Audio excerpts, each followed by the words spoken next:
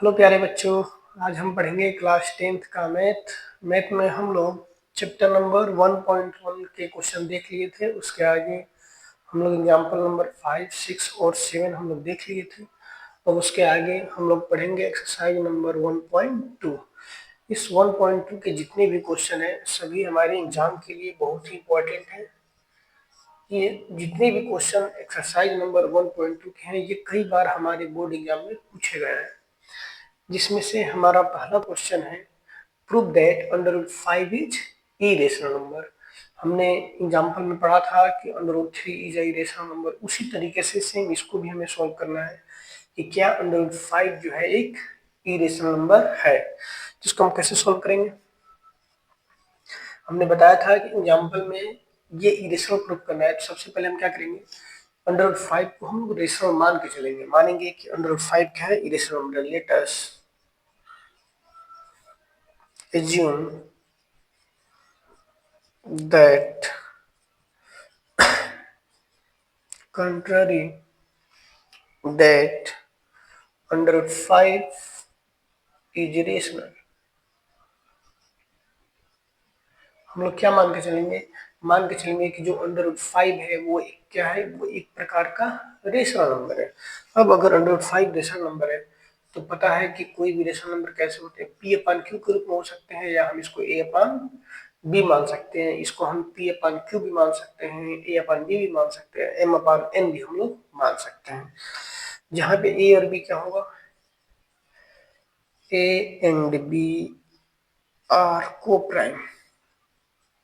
कैसे नंबर होंगे हमारे, ए और बी कैसे नंबर होंगे, दोनों हमारे को प्राइम नंबर होंगे। ठीक है, इसका हम मल्टीप्लाई करेंगे तो हो जाएगा under root 5 B equal to A. अब हम क्या करेंगे, थर्ड स्टेप में इसका हम स्क्वायरिंग करेंगे, लिखेंगे squaring both side, squaring both side. हम स्क्वायर करेंगे तो क्या होगा, अंडर रूट 5 बी का होल स्क्वायर और ए का स्क्वायर। जब हम अंडर रूट 5 बी का होल स्क्वायर करेंगे तो अंडर रूट 5 का स्क्वायर क्या होगा, 5, और बी का square b square equal to a square. यानी जो ए स्क्वायर की वैल्यू है वो क्या है, 5 से डिविजिबल है। यानी ए स्क्वायर की वैल्यू क्या होगी, 5 से डिविजिबल। हम जब स्टार्ट किए थे चैप्टर को तो हमने ये बात बताई थी कि यदि ए किसी भी नंबर में अगर जिस नंबर का मल्टीप्लाई होता है वो नंबर उससे डिविजिबल होता है तो यहाँ पे क्या हो जाएगा, लिखेंगे ए square is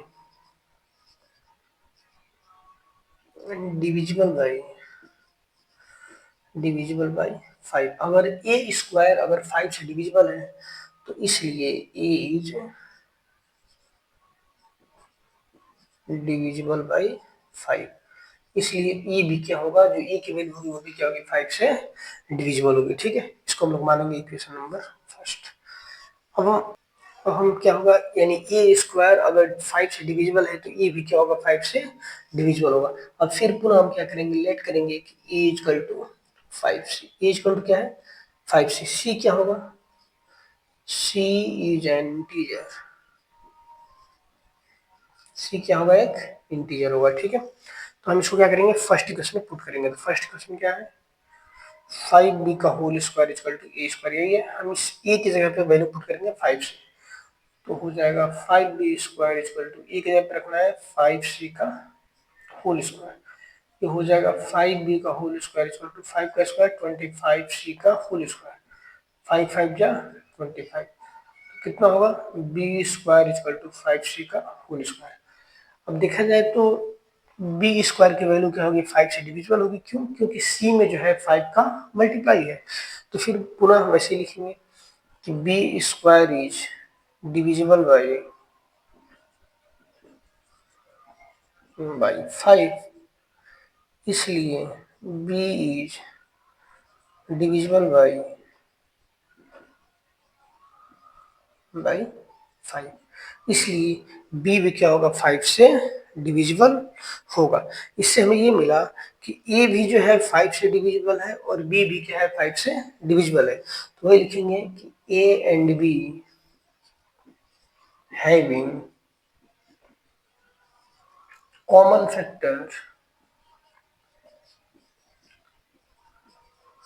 having common factor 5, यानी ए और बी में दोनों में क्या होगा 5 मैच करेगा, क्योंकि दोनों 5 से डिविजिबल है, तो इसका मतलब ये है कि इस ए के आगे भी 5 होगा, बी के आगे भी 5 होगा। तो इससे हमें ये मिला कि ए और बी में जो है कॉमन फैक्टर क्या है 5 है।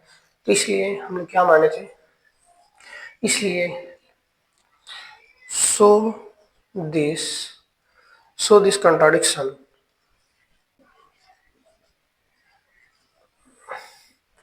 so this contradiction is arise origin becomes origins because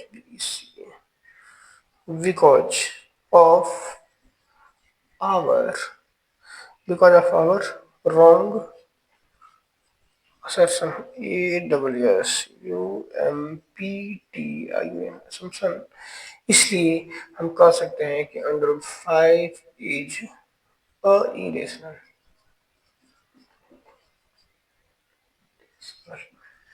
एक बार और समझेंगे, यहाँ पे लिखा गया है कि अंडर 5 क्या है, इरेशनल नंबर है। हम मानेंगे कि अंडर 5 क्या है, इरेशनल नंबर है।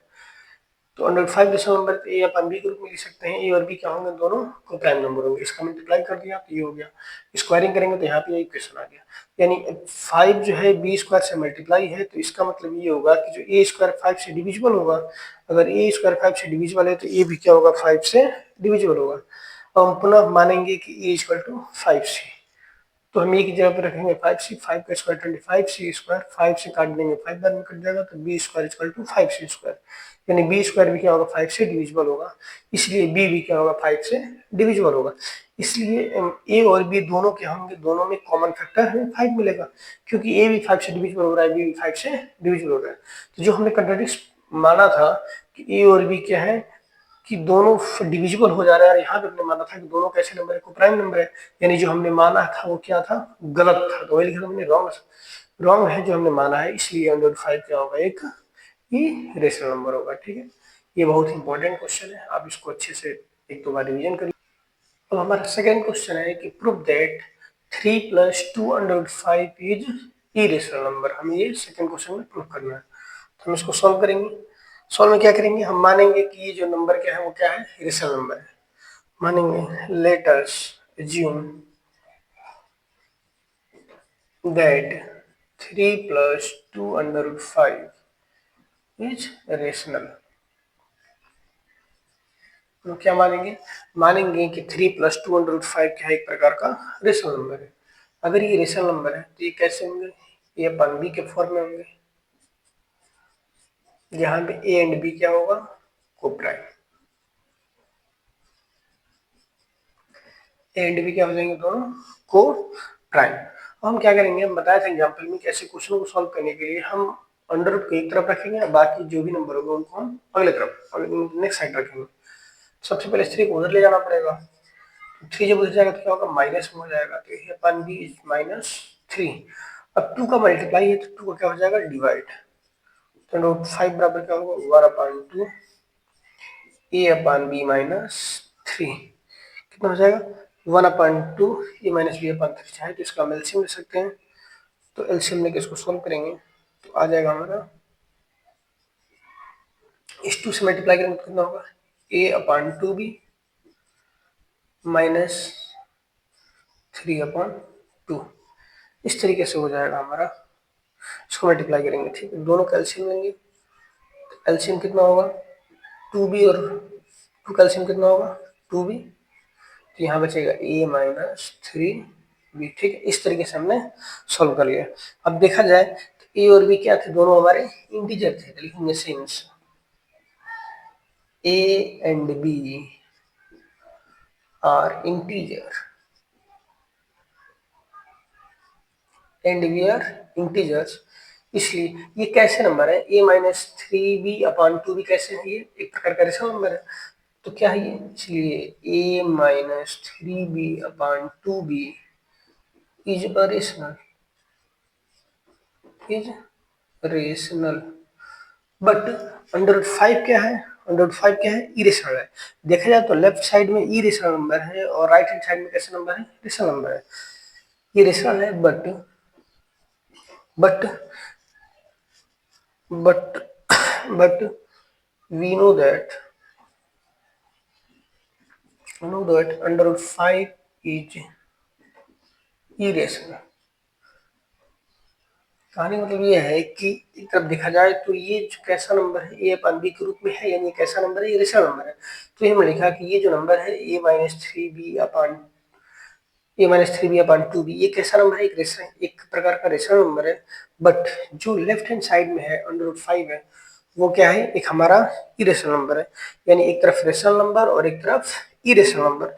इसलिए हम कह सकते हैं कि that this contradiction is arisen because of our wrong assumption।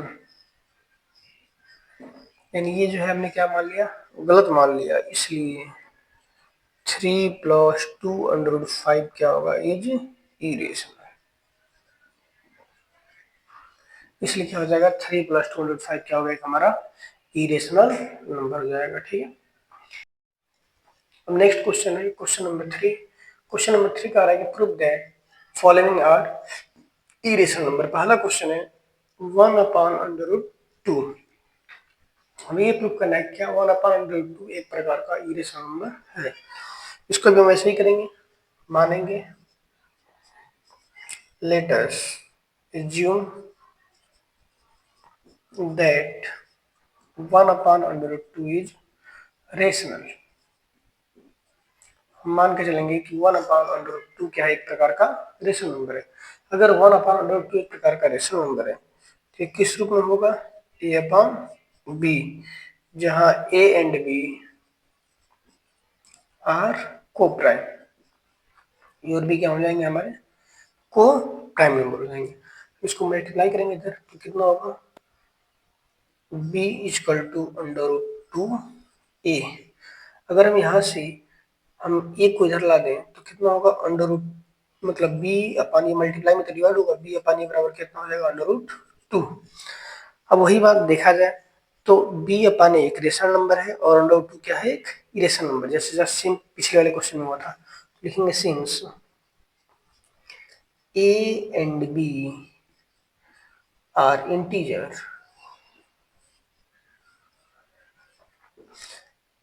इसलिए b/e इज रेशनल। इसलिए b/e क्या है,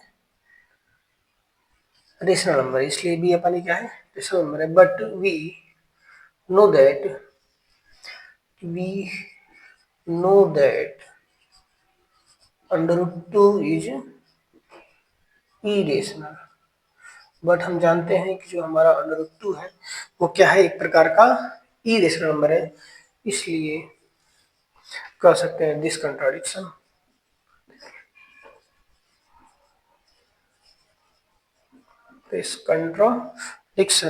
is origin because of our wrong assumption। इसलिए 1/√2 इज इरेशनल। इस तरीके से हम इसको क्या करेंगे, इरेशनल प्रूव कर लेंगे। हाँ, अब हम देखेंगे question number second. Question number second कह रहा है कि 7/5 ये प्रूफ करना है क्या ये एक प्रकार का इरेशनल नंबर है। तो इसको भी हम लोग वैसे ही प्रूफ करेंगे, मानेंगे। लेट अस assume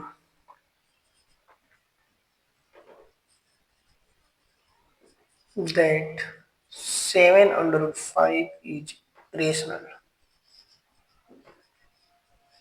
अगर 7/5 रेशनल नंबर है तो हम लिख सकते हैं कि 7/5 equal to a/b, where a and b are coprime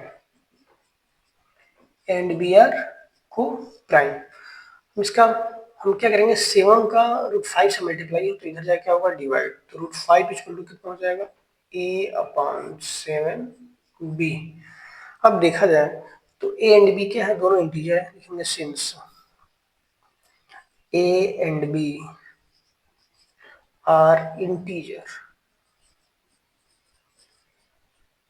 and b are integers, इसलिए a/7b is rational, and b क्या हो जाएगा रेशनल। बट हम जानते हैं we know that √5 is irrational, we know that √5 is irrational, but हम जानते हैं कि √5 का एक प्रकार का इरेशनल नंबर है, इसलिए दिस कंट्राडिक्शन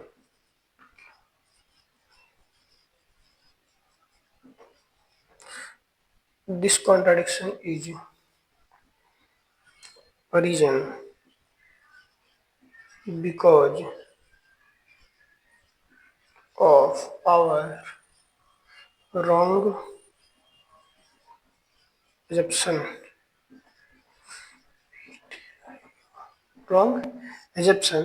इसलिए कह सकते हैं कि 705 इज इरेशनल, 5 इज इरेशनल। इस तरीके से हम क्वेश्चन नंबर सेकेंड को सॉल्व कर लेंगे। अब हम चलेंगे क्वेश्चन नंबर थर्ड पे। क्वेश्चन नंबर थर्ड का रहा है कि 6 प्लस √2, तो इसको भी मानेंगे let us assume that 6 plus √2 is rational। क्या मानेंगे कि 6 प्लस √2 क्या है, एक प्रकार का रेशनल है।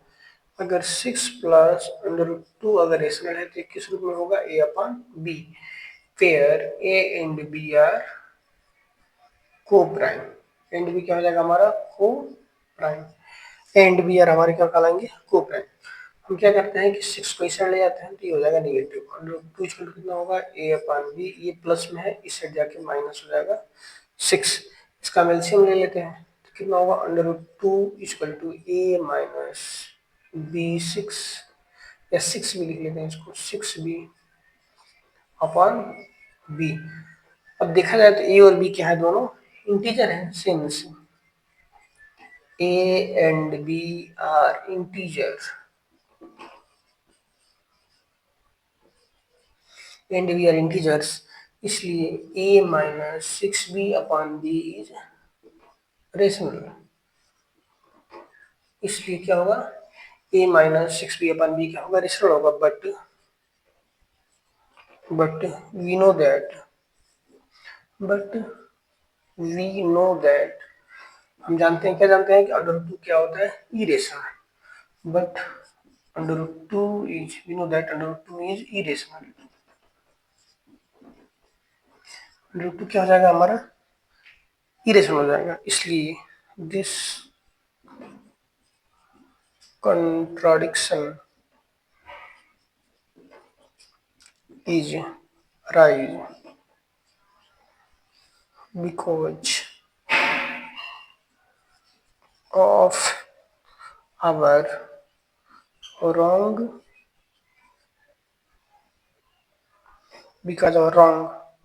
assumption, इसलिए कह सकते हैं कि 6 प्लस √2 इज इरेशनल। इस तरीके से हमारा क्वेश्चन नंबर थर्ड का थर्ड हो गया। इस प्रकार हमने चैप्टर नंबर 1 के हमने 1.1 और 1.2 हमने दोनों एक्सरसाइज को बारी बारी से सभी क्वेश्चनों को हम ध्यान से देखें और हमने एक ही क्वेश्चन को अच्छे से समझे। अगर आपको वीडियो पसंद है तो आप वीडियो को लाइक करें, सब्सक्राइब करें और शेयर करें। धन्यवाद।